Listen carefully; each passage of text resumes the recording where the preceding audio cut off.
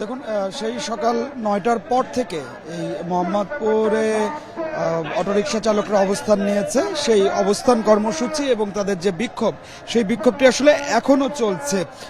সময় যত গড়িয়েছে তত কিন্তু আসলে আন্দোলনকারীদের সংখ্যা অনেক বেশি বেড়েছে এবং কিছুক্ষণ আগে আমরা দেখেছি যে আইন শৃঙ্খলা বাহিনীর সদস্যরা এই আন্দোলনকারীদেরকে এই সড়ক ছেড়ে চলে যাবার জন্য অনুরোধ করেছিল, কিন্তু তাতে সাড়া দেয়নি আন্দোলনকারীরা।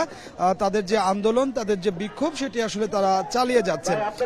শুধুমাত্র মোহাম্মদপুরে নয়, মোহাম্মদপুরের ছাড়াও মিরপুর, আগারগাঁও আইন শৃঙ্খলা বাহিনীর সদস্যরা তাদের অনুরোধ করেছে রাস্তা থেকে সরে যাওয়ার জন্য, কারণ এরই মধ্যে আমরা দেখেছি ঢাকার মোহাম্মদপুর সহ বিভিন্ন পয়েন্টে কিন্তু জনভোগান্তি বেড়েছে, যানজট দেখা দিয়েছে এবং মানুষ কাজে বের হয়েও তাদের কাজে পৌঁছাতে পারছে না। সেই ক্ষেত্রে এই অনুরোধ মানা না